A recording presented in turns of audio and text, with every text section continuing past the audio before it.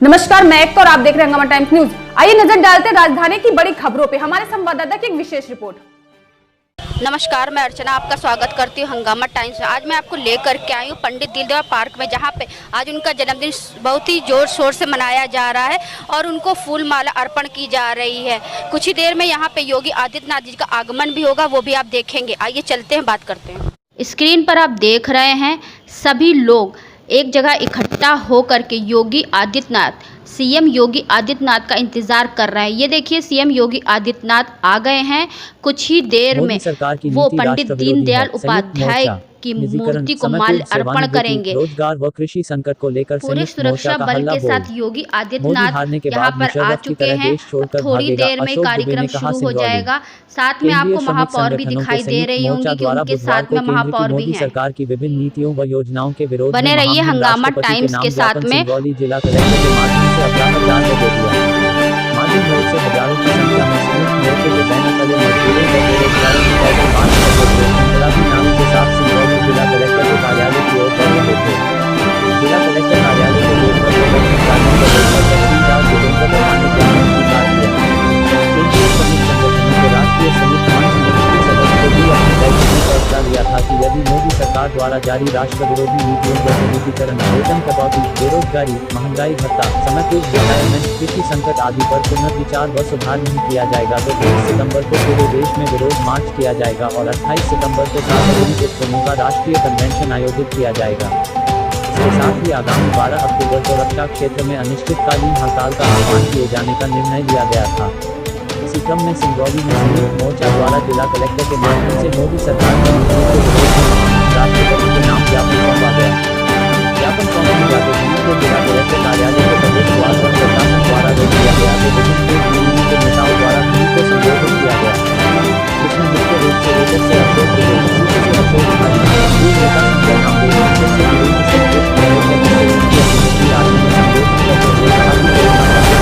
श्रम कानूनों से खिलवाड़ करना बंद करो, सभी वर्ग की जनता को राहत दो और बेरोजगारों को रोजगार उपलब्ध कराओ। कोविड महामारी के दौर में स्वास्थ्य कर्मियों की सुरक्षा की समीक्षा हो और सभी को स्वास्थ्य सेवा बहाल हो, निजीकरण बंद हो और निजी क्षेत्र में आरक्षण नीति लागू हो। सिंगरौली जिले के स्थानीय युवाओं को ध्यान में रोजगार की नीति बनाई। सभी नेताओं को मोदी सरकार ने बताया कि यदि सभी मांगों पर विचार नहीं किया जाएगा तो मोदी सरकार ही हो जाएगी। मजदूरों हल्ला बोल दिया। एडक नेता अशोक दुबे ने मजदूरों में जोश भरते हुए कहा कि केंद्र की मोदी सरकार अमीरों की सरकार है जो मजदूरों से उनका रोजगार छीनने के नित्य नए हथकंडे अपना रही है। देश में जिस तरह से विनाशकारी नीतियां थोपी जा रही हैं, उससे बेरोजगारी बढ़ रही है और पूंजीपति देश को लूट कर रफू चक्कर हो रही है।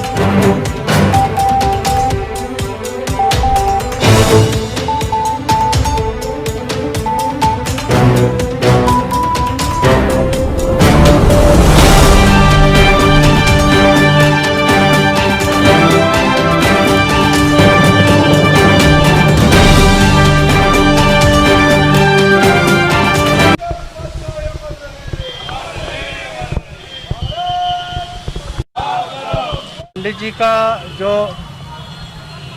लक्ष्य था अंतिम पायदान पर खड़े लोगों के समस्या को दूर करना,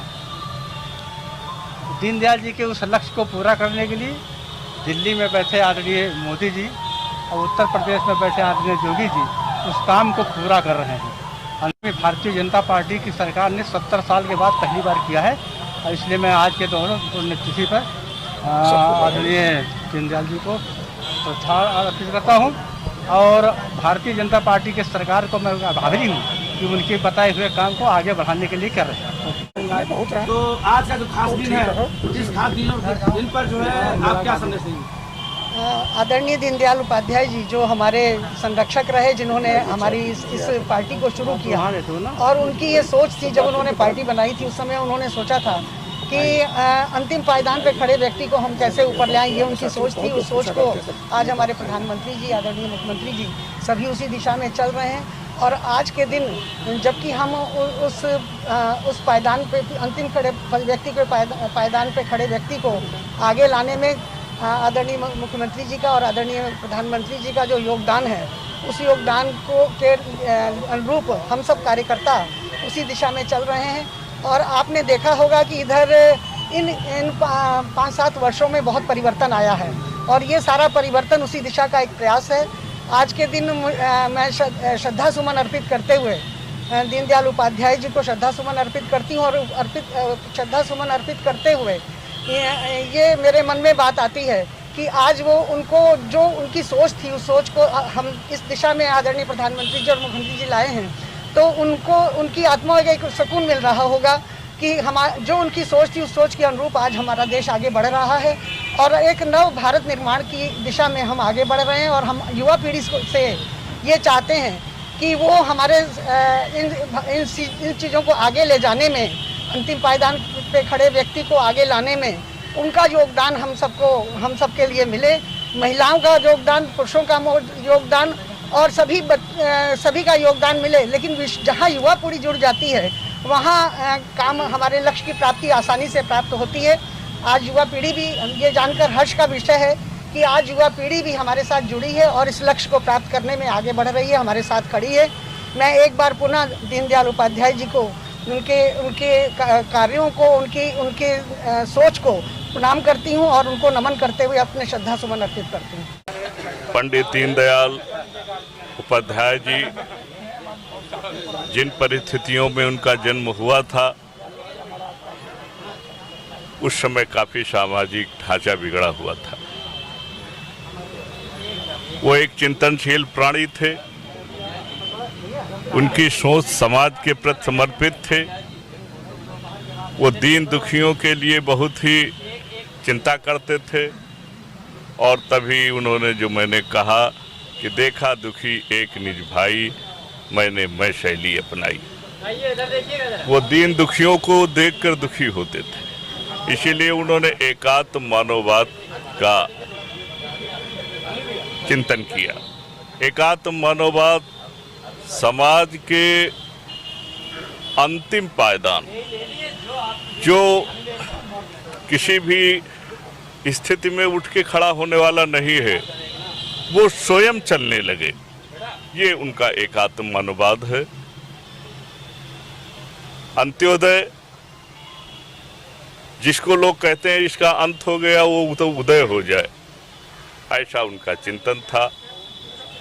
और वो जाति, धर्म, संप्रदाय के भेदभाव में नहीं थे, वो सामाजिक बंधनों में नहीं थे।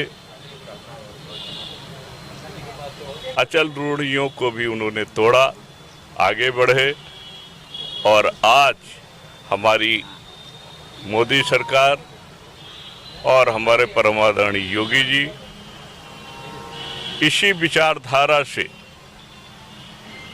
अभी तक उनका काम चल रहा, आगे भी वो चलाएंगे।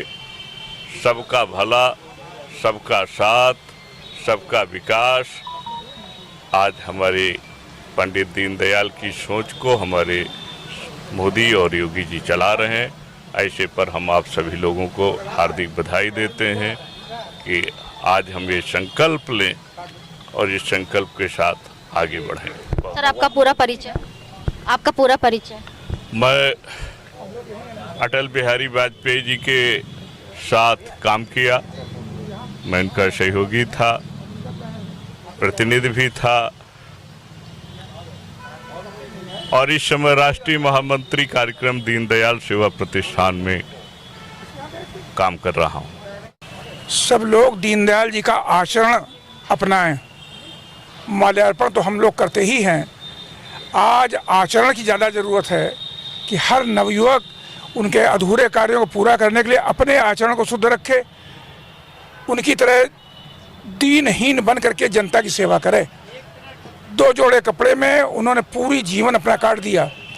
आज इतने त्यागी केवल महात्मा गांधी थे, बाकी कोई इतना त्यागी नहीं है। तो उनके त्याग की आवश्यकता है, उनके विचारों को क्रियान्वयन की आवश्यकता है, यही मैं कहना चाहूँगा। आपका पूरा परिचय? मैं हृदय नारायण श्रीवास्तव, दीनदयाल उपाध्याय सेवा प्रतिष्ठान का राष्ट्रीय अध्यक्ष हूँ। आज हम लोग आए थे दीनदयाल उपाध्याय पार्क में, जहाँ पे दीनदयाल उपाध्याय का जन्मदिन मनाया गया, जहाँ पे मुख्यमंत्री योगी आदित्यनाथ ने भी आकर के माल्य अर्पण किया। इसी के साथ मैं अर्चना आपसे इजाजत लेना चाहूँगी। धन्यवाद।